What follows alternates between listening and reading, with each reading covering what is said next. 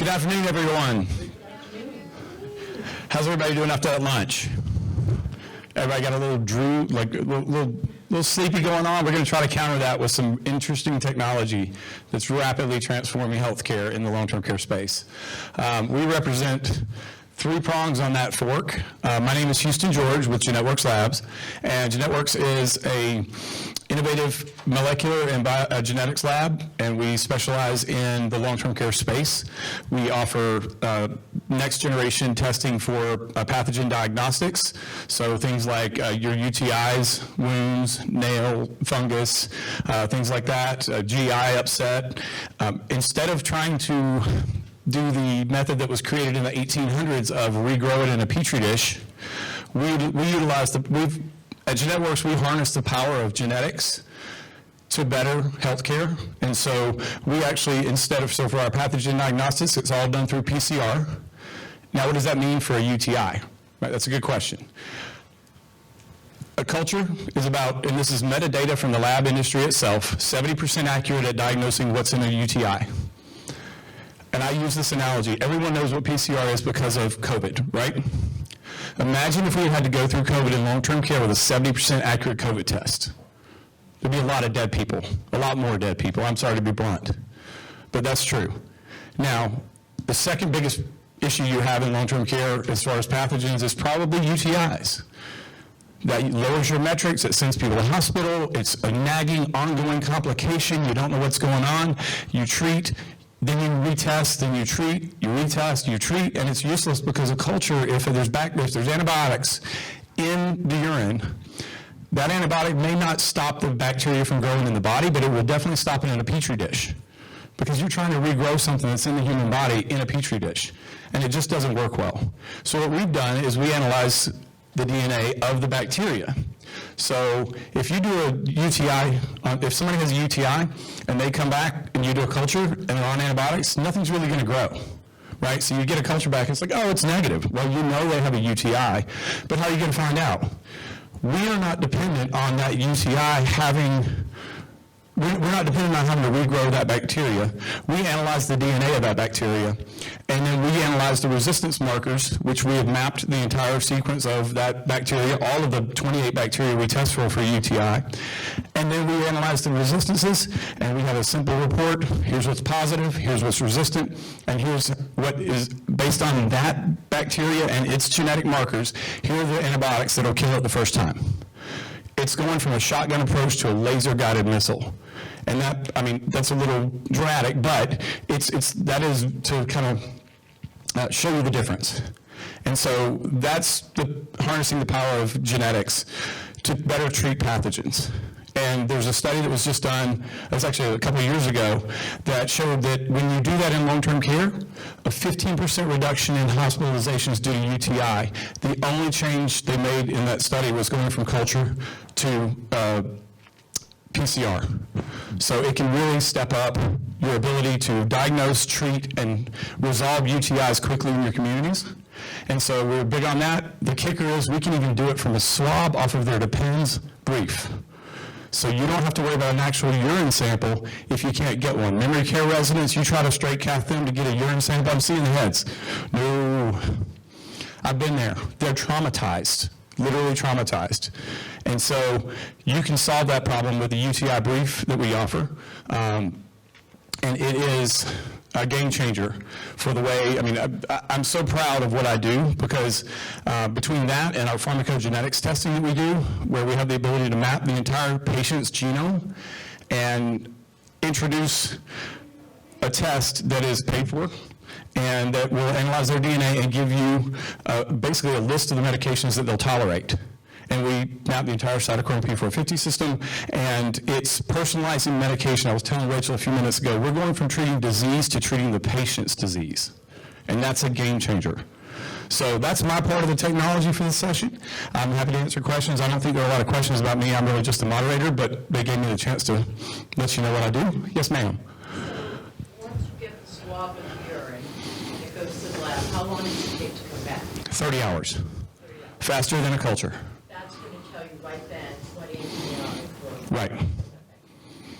Page 1 of of our report is what's positive and what the resistance markers are. Page 2 of the report is what will treat it. And it's broken down, here's the gram-negative bacteria, here's what'll kill it. Here's the gram-positive bacteria, here's what'll kill it. Here's fungal, here's what'll treat it. And so it simplifies, you guys have all seen UTI reports that 60% susceptible to this and 80% susceptible to this. That's because they grew it. And look, a culture is better than nothing, but it's not as good as what else is available. It takes longer to get back. It does. Away. Right. If you send us on a Monday a sample, so we have two. We have a UTI and UA. If you can get a collection of urine, we have a UTI and a UA, and then your UA is going to come back by lunchtime that next day to indicate what's going to be.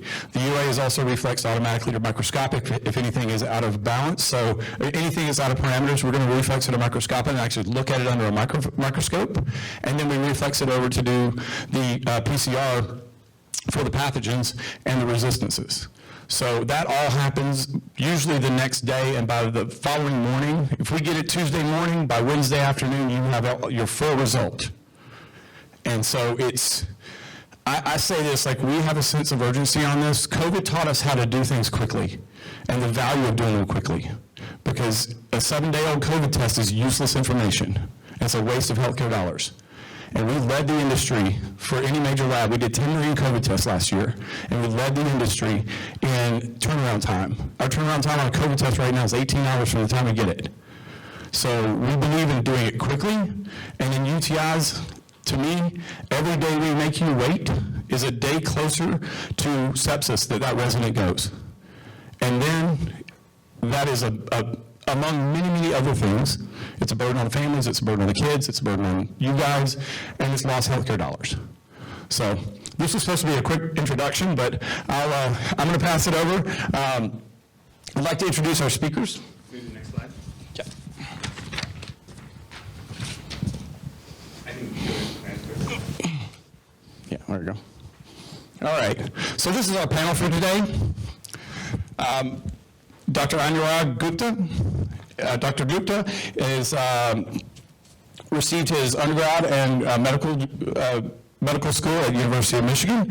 He trained in emergency medicine at Mount Sinai, Beth Israel in New York, and he received his Master of Medical Science in Informatics from Harvard University. He's a practicing emergency room physician, and Dr. Gupta has his passions for innovation and curious nature has led him to entrepreneurial projects leading to Tembo Health, and so I'm going to let him talk for a few minutes. But before that, let me go ahead and I'm going to introduce Amy Hubers, our other panelist. And Amy is the head of immersive healthcare sales and national accounts for Penumbra. And Penumbra is an innovative healthcare technology company that utilizes the power of virtual reality to implement healthcare treatment and engage individuals in physical rehabilitation, mental health, and wellness journey. She's had many roles in the industry, served as assistant resident director at multi-site assisted living and memory care association. So she's doing this from the industry inside out. So she's been there. She's been in your shoes, and she's a great resource for how to help utilize technology to advance care in your communities. So with that, I'm going to turn it over to Dr. Gupta and let him start. How to do? All right. Yeah, great. Thank you. Okay. Thank you, Dr. Gupta. Is your video on the next slide? Do you want to play that first? All right. Well, I'll let Amy go first. Ladies first. I think she's got a video that's going to play. Yeah, I was going to say, I'll play the video and then give you an introduction to the organization.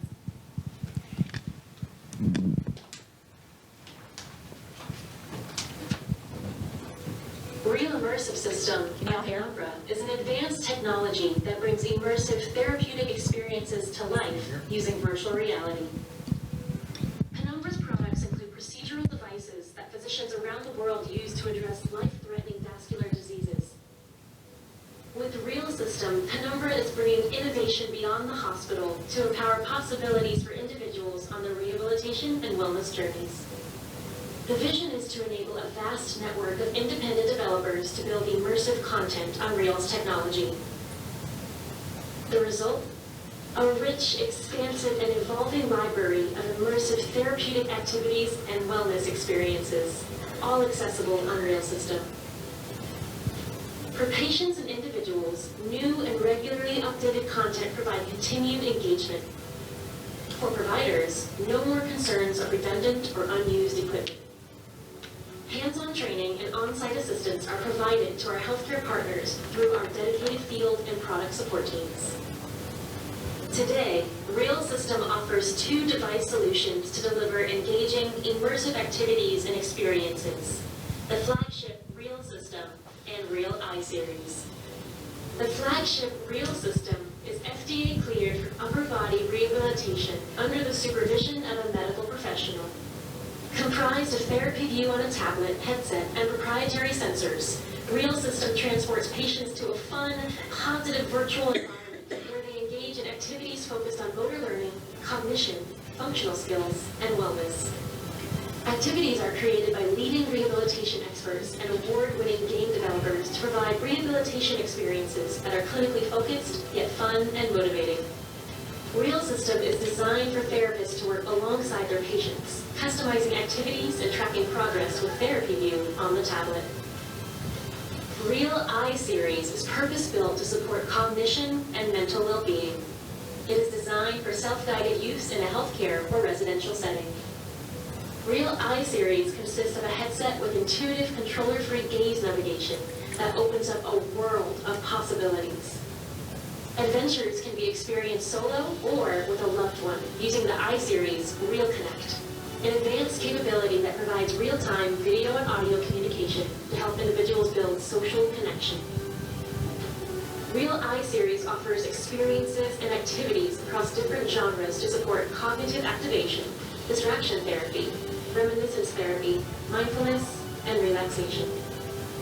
Real System and the vision of an immersive therapeutic ecosystem enable healthcare providers to leverage the power of virtual reality in helping patients and individuals reach their rehabilitation and wellness goals.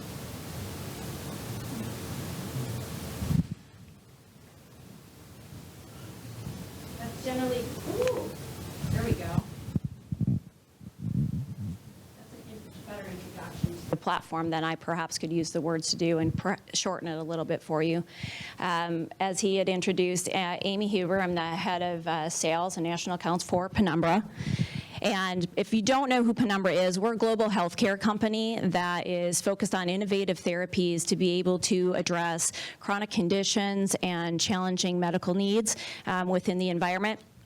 Our immersive healthcare platform specifically was custom built for healthcare applications. And so what you just had the opportunity to see is our virtual reality platform that was developed to be able to leverage virtual reality to be able to engage our residents and staff members and caregivers alike to be able to promote better living, if you will. And so what you saw within the portfolio are there 2 different products within that right now. There is what we call the Real Y series. So for those of you at your communities, whether you have in-house rehabilitation services or perhaps you contract them out, this system would allow you to be able to customize care delivery for, say, OT, PT, speech. Maybe you have rec therapists, maybe you have exercise physiologists that you employ to be able to engage your residents in terms of motor skills, cognition, core and balance, functional and ADL applications. And then separate from that is going to be the iSeries that you saw for the headset only. And that system is designed for either independent use, whether your residents are using it or perhaps your caregivers and staff members are using it, or it could be a caregiver-guided experience. And that system is intended for, think of mindful meditation, cognitive engagement, perhaps distraction from pain or stress or anxiety, emotional regulation, and reminiscent therapy. And so really it comes down to the communities that you have, who are those that you are serving, and what is that use case, and then looking at how do we apply virtual reality to be able to solution that for your residents. Great, and I don't have a video today, but just to introduce Tembo Health, we are a digital health telemedicine platform built specifically for senior living. That's all we do. Our mission at Tembo Health is to keep seniors healthy, happy, and at home. And so through our platform, we have multiple, programs. Our main program that we're running right now is a 24/7 emergency medicine platform. And so we have QR codes that go on, resident refrigerators, dressers, wherever you want. There's virtually no training needed for your caregivers. Anyone can facilitate a telemedicine visit with Tembo. You scan that QR code, it launches a web app on any device, so you don't need to purchase any hardware or any devices. And within 1 to 2 minutes, you are connected to one of our world-class physicians. We vet our physicians very thoroughly. Most of our physicians hail from world-class institutions like Harvard, Duke, Northwestern, UCLA, and so forth. We are fully integrated into the operator's database, electronic health record, whatever system you have. Because in healthcare, we find that data is so important. The more data we can have for our doctors, the better care we can provide and the more efficient care we can provide. So in that regard, in a typical telemedicine visit, you'll have the resident participating, the caregiver participating. Our doctors will also call the family member, whoever the primary contact is, often the son or the daughter, and we will invite that family member to participate in the telemedicine visit in real time. And so we're collecting data from all these different stakeholders. We're evaluating the resident. The caregivers help facilitating getting us some vital signs, helping with a physical exam. We'll do shared decision making. And at the end of the day, the goal is to promote the right care for the resident. My personal mantra is very, very few people need to go to the emergency room, need to go to the hospital. As an ER physician myself, one of the biggest complaints my colleagues usually have is you look left, you look right, and you're like 9 out of 10 people shouldn't be in the ER right now, especially seniors, because it's a nightmare to navigate. And so through our platform, we do tons of follow-up visits. We collaborate with mobile diagnostic companies so we can bring in techs to do in-room diagnostics from labs, x-rays, ultrasounds. We communicate with the primary care doctor as well. And ultimately, we are helping reduce 911 call rates by about 75% on average, which is really dramatic. And so this is a great marketing differentiator to bring in new residents into your communities. It's a great differentiator frankly, to support price increases. But we're also seeing really great improvements in length of stay, because every time a senior ends up in the ER or the hospital, there's a chance they don't come back to your community. There's a chance they get admitted to the hospital, they end up in a SNF, they end up in long-term care, they end up in hospice. But by keeping them in the community, you're providing that peace of mind to the family in particular. And then we're also seeing that this is a really great driver for staff efficiency and satisfaction, because now your frontline caregivers don't need to deal with the stress and anxiety of, do I call 911? Do I not call the 911? Do I call the daughter to say, hey, your mom fell? She's obviously going to be really happy to hear that news. We're taking all of that stress away from the caregivers because we're handling all of that. And ultimately, our Net Promoter Score from family surveys is in the high 90s. I mean, families absolutely love this service, and that reflects back on our partner operators as well. So that's a quick overview of Tembo Health. We are operating in Florida and several other states around the country. And I know there's a bunch of questions here that FSLA has provided. We're happy to I'm sure Amy and I are happy to go through these questions, but I'd also love to make this interactive. So if anyone has any burning questions for either of us or technology in general, please, let's go with that. It's much more interesting. So I'm the Regional Director of Clinical Services for Florida for Meridian Senior Living. So if we use this, how does the resident get billed? Because, we all have to fight with Medicare on different issues. We call in, I'm assuming, so is that information taken up front? Do we have to register in advance? Yeah, so we take an enterprise approach to onboarding and integration. So we will work with you at your corporate level and then also at the facility leadership level. One of the requirements of working with Tembo is that we're going to integrate with whatever database or EHR you have. It's very easy to do, and that way our doctors have real-time access to all the information that you have access to. If you collect their medications and diagnoses and allergies and code status, and if you've got information on who the son and daughter are, who the primary care doctor is, who the cardiologist is, we want real-time information access to that as well, because it's just better care. It prevents mistakes. And more so, we're not wasting time during that call trying to ask the resident or the caregiver, okay, let's go through the 18 medications that Mrs. Jones is on. We already have all the list of medications. So we're kind of primed in that regard to be very effective and efficient.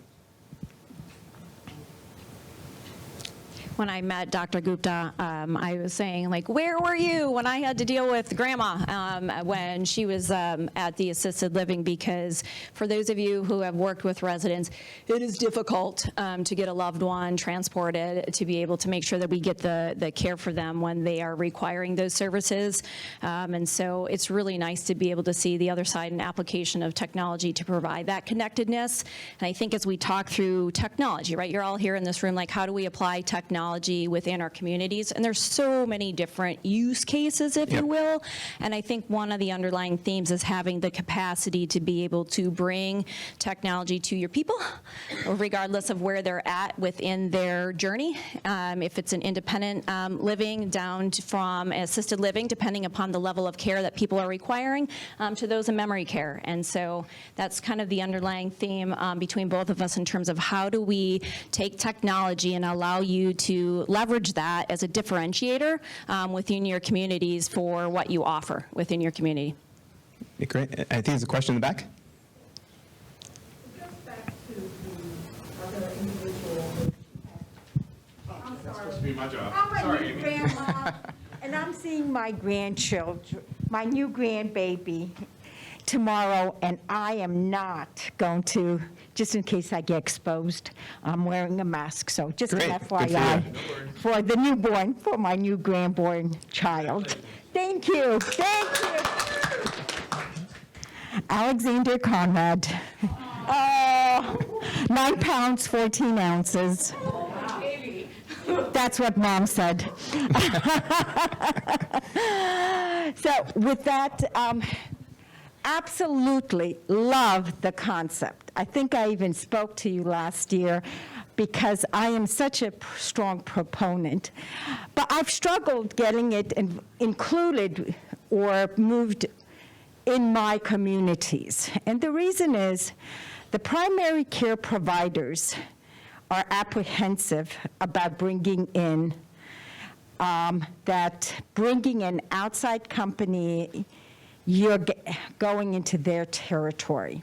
So the issue is, how do you address the current primary providers that you are actually assisting them and not taking over, number one. Number two is the actual payment of reimbursement. As also an owner of, principal within our communities, the cost of the service, because it's medical care, our insurance liabilities and so forth are different versus nursing care versus insurance liability for medical care. Those services need to be provided by a third-party individual. So the billing component, I don't want to be billed for a service. It should go to either Medicare, but many of our residents are now through managed health plans. So address, are you on many of the managed health plans? Covered. And also, our communities do take, and third part, our communities take medical assistance. I know, rare in Florida, but 20% of our communities are income qualified, and many of them are under managed health plans like FCC, in other states, Molina, and so forth. So how are you on their panels, and how can we utilize or somehow work together to make healthcare more, number one, decrease the actual cost. There's no question, one ER visit is a fortune. Yes, yeah. It's a fortune. You're running at least $5,000 to $10,000 per ER visit. Yeah. So, in the interest of the spirit of the panel today, I'll try to answer some of the questions at a broader technology level, and then happy to maybe sit down with you and get into the nitty-gritty of some of your questions. But at large, I think whenever you're implementing any new program, whether it's technology or operational workflows or whatever it is, for success, you have to think about the stakeholders. How are you communicating?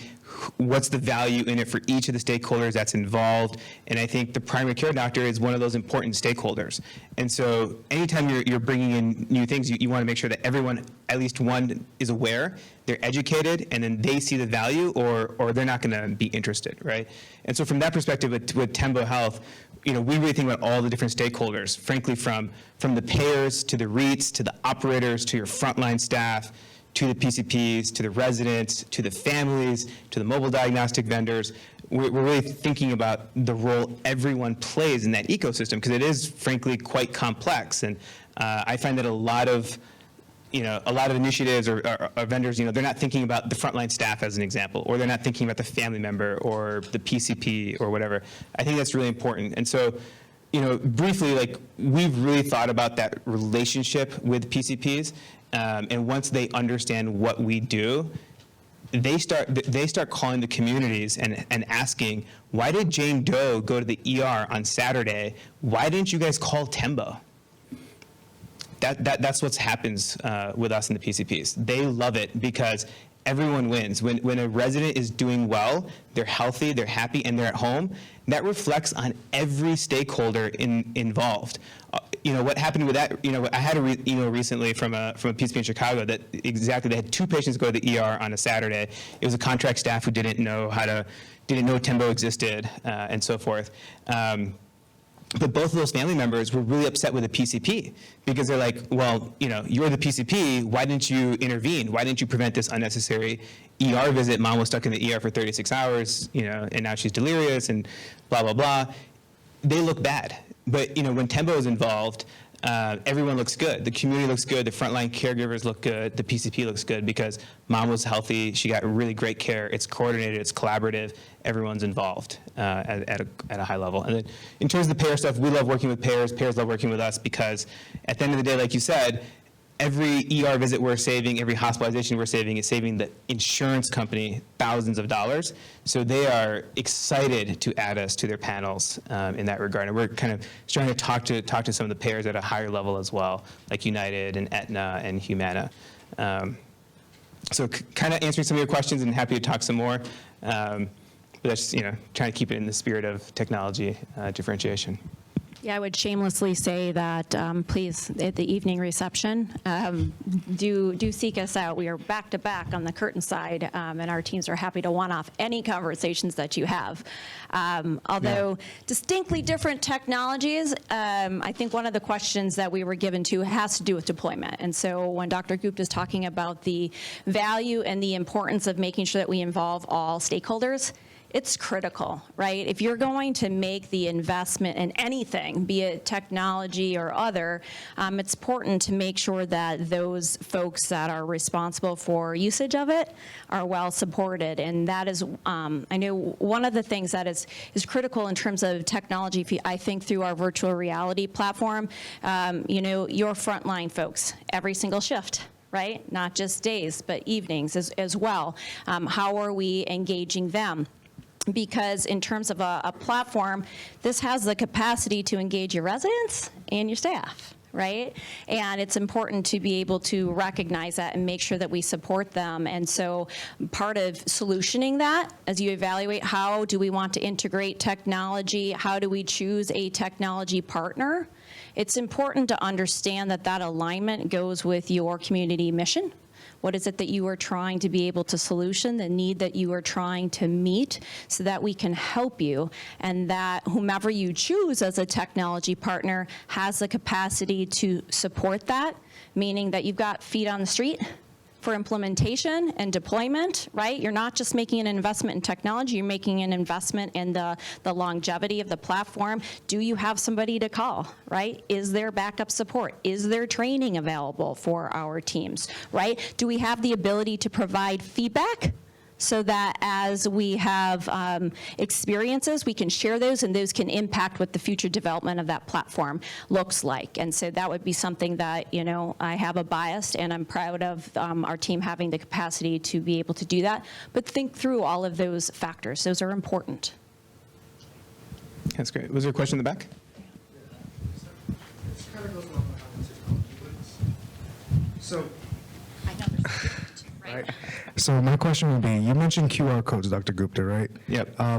Half of my residents don't have a cell phone, right? Of the other half that do, they have like a little jitterbug phone, type thing. So, and I'm always dealing with them, so that's how I know exactly who has what phone, So in the nursing point of view of it, how do we get Tembo Health to get to contact them or open this up from the nurse's side of it? Because you mentioned the contract nurse who they, made that mistake or whatever it was, but I do feel like in a nursing perspective, in that situation, I would have called 911 10 out of 10 times. I'm not looking for a sticker on a refrigerator. So I just want to know how that can be more streamlined so that the nurses can also utilize this, because if we're going to talk about community leadership's not there 24/7. Yeah, no, so great question. So the way we've designed Tembo is primarily meant actually for the frontline staff to facilitate the visits. So anyone can scan that code. It can be an aide, a med tech, your LVN, activities director, anyone can facilitate a visit. We've even had sales folks do some visits just so that they can, if they get to do a visit, then they can speak passionately about it during the tours, as an example. And I think some of the more successful communities, in terms of driving that marketing advantage and so forth, have kind of taken on that more hands-on approach. But it is, especially for AL and memory care, you're predominantly going to be having one of your frontline staff facilitating the visits. But what we love about the QR code is just so simple and easy. There's virtually no training. I mean, I think everyone in America, you can't eat at a restaurant if you don't know how to use a QR code now. So even your frontline aides know how to use a QR code, and they can do a visit with us. And so that is the primary intention. But we have had seniors, ILs, some ALs, some family members, be like, hey, I'm not feeling well, or mom's not looking so great. Let's just do a visit. I don't want to wait for one of the aides or someone else to come in and do the visit for us. We'll just do it ourselves. And so it's meant to just be effortless and seamless kind of in that regard, if that answers your question. Yeah, so Perfect segue. to this, I have a basic question. yeah. You mentioned the EHR several times. What about the communities that aren't yet fully electronic? Is this even an option? If they have a EMR system, but they don't have the medical record electronic? Yep, so we have clients who don't have EHRs, they just have spreadsheets, database that they've either homegrown or whatever it is. We can digest data from any format. Even if you're totally paper-based, we can work with that as well. At the end of the day, it's a little bit more work if it's totally paper-based. But I think it's in healthcare, it's all about data, right? When you go see the doctor, they have you fill out forms, they talk to you, they do a physical exam, they order tests. That's all data collection. And so, to really provide truly complex coordinated care, we need access to data. Otherwise, it's just, we're not going to be providing safe and effective care. Did you bring the VR goggles with you? Sure did. Come and see us. What's the booth number? We've got both products. 368. And I would like. Get to these questions too for you, I promise. Right. I would like to say in respect to the booth, and go do it. I did it at Argentum. I think I still have the high score on the little paddle game. I couldn't get off that thing, and I'm not a senior, but it was very interactive and very engaging, and it was just like playing pinball. I kept hitting whoever was next to me, but I could totally see where it could be for staff to go and take a break, because let's face it, one of the biggest challenges every single one of you have is staff, right? Turnover, all of those things. Just the fact that the staff can go and take a 10-minute meditation break while they're on their lunch break, or go and whack a pinball for a few minutes to get some stress out because they were dealing with that memory care resident that just is very needy. That on top of all the other things that your technology is capable of is a great thing. And when you talk about the three things that we do, they're differentiators for customers when they come in, because your residents are elderly and they're older, but your customers that make the decision are usually the family members, and they're more in tune to technology than ever. And that's only going to continue to happen. The younger the people that are coming in, the more exposed they've been to technology in their lifetime, the more likely they are to see technology as a differentiator. So what we do with the pharmacogenetics, what you guys do, what Dr. Gupta does, it is a differentiator that when all things are equal, this community provides these services that the other ones don't. And that puts people in your buildings, and everything we do helps them age longer, better, in place, and healthier. And that's the goal of everything we're here to do. So I'm going to pass it back to Amy. I had to plug it because I was so on our agenda. Well, you're spot on, and I know that, you're talking about, you use seniors, but our communities, our populations are younger and younger than they used to be, and with that, folks have become more dependent on technology. Not everybody, right, in terms of not everybody has that, but the expectations are different, and so what are those distinctions, like you said, that are going to set your community apart in terms of what are those services? How are you utilizing technology to be able to set yourself apart from others, and why are folks choosing to make the investment in your community and be a part of that? Yeah, I mean, there's so much technology out there, right? I mean, I'm sure as you're all seeing, as you go to these conferences and events year over year, there's more and more technology. But at the end of the day, I think it's really important to understand, can I actually work with this technology? Is it easy to implement? Is it easy to use? And I think thinking about, metrics and KPIs, how do I evaluate if this technology is actually helping, actually driving whatever my goals and KPIs are? I think that's really important. And at the end of it, I think it really comes down to your frontline caregivers, right? They are the soul of the buildings. And if something is not easy for them to use and simple, they're not going to use it, right? And we've iteratively gone through a lot of lessons in that regard. We have continued to hone and redesign the user experience and the technology to just make it easy. And so that's when we landed on QR codes. For us, that was a huge unlock because everyone knows how to use a QR code. I don't need to train someone on how to use a QR code. And so thinking about it from that perspective, I think is really important because, those frontline caregivers, they're the most important stakeholder in many regards. Yeah. I think the big concern I have, and for those of you, and when you look at it, is there's just not enough of them. So we've already seen that more telehealth, whether it be the third parties for long-term care insurances, are looking for our staff to interact during these telehealth visits, which is taking more time on our staff. So I look at that as a struggle and a challenge. I love the benefits. I could tell you I'd rather have one of my own engaged, because instead of sending the resident to the ER, having the ER send them back without addressing a single thing, the frustration level goes high. We get to have a voice in it, but it is a labor issue, I think, for us in the industry. I completely agree. And so we've really spent a lot of time on that. So when we first launched this platform 3 years ago, we started pre-COVID, an average urgent care visit would take like 60 minutes. That was like, every client we had was like, oh my God, this is crazy. You guys need to figure out how to reduce this. And then we worked really hard and through our technology, the platform, to drive it down to 30 minutes. With QR codes, which we launched about 3 or 4 months ago now, visits are averaging 15 to 20 minutes. Frankly, it takes more time for a caregiver to call 911, call the PCP, call the family, bundle the patient up, copy all the paperwork, get him in the ambulance, and when they come back 24 hours later, if they come back, well, not only that, it takes hours to resettle that patient. You've got to read through all the ER paperwork, call the PCP, call the family, figure out what they did. Oh, they didn't do anything in the ER. Well, what do I do now? It creates a lot of stress and time. When everyone was isolated, I know all of our buildings were like on lockdown. Yep. We started using the Facebook and FaceTime platform, technology-based, to interact our residents That's great. with their family. Yeah. We also, a lot of our physicians who were coming, used to come into our buildings, were doing the FaceTime visits to see them because they refused to come in our buildings. Yep. And we didn't want to send the residents out because it increased the risk to stay. So we kind of started this already 2 years ago. That's awesome. I love the platform. You're ahead of the curve. Yeah. That would be one of it's a social connectedness, right? Because we know that loneliness and isolation has the potential to have negative impacts on folks' overall health and well-being and disability status, right?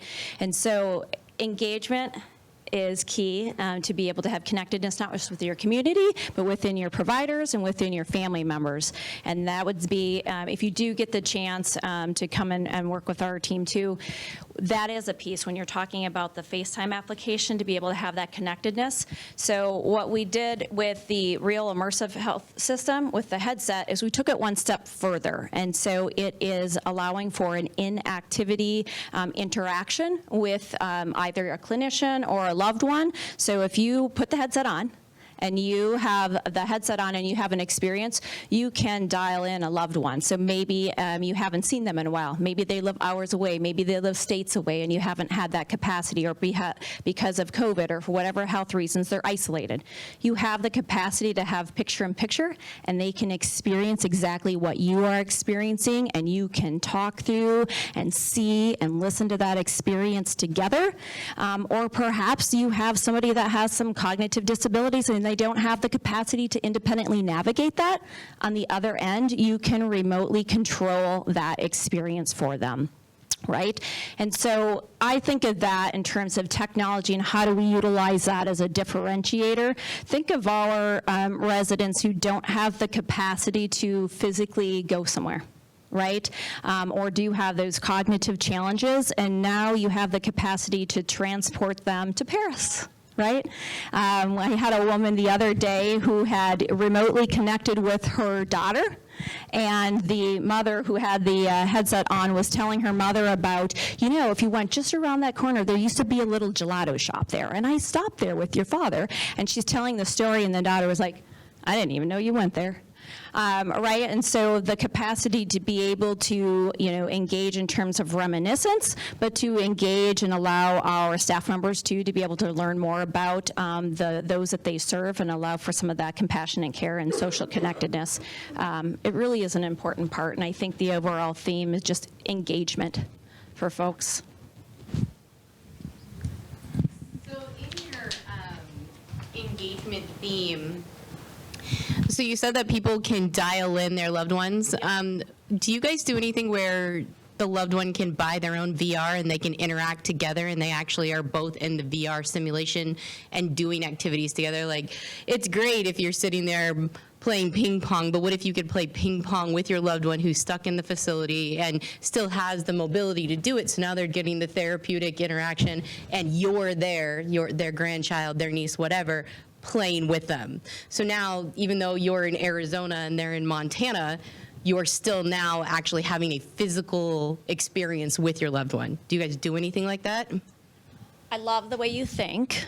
And I will say that with a big smile on my face, because part of the platform and the ever-expanding library of activities, that level of engagement is important. And so right now, in terms of the state, that would be you and I connecting in that experience together. Right now, it would be either side of that. That would be the one controlling that physical activity, if you will. But you would both dually experience what that experience is and the auditory components to go along with that.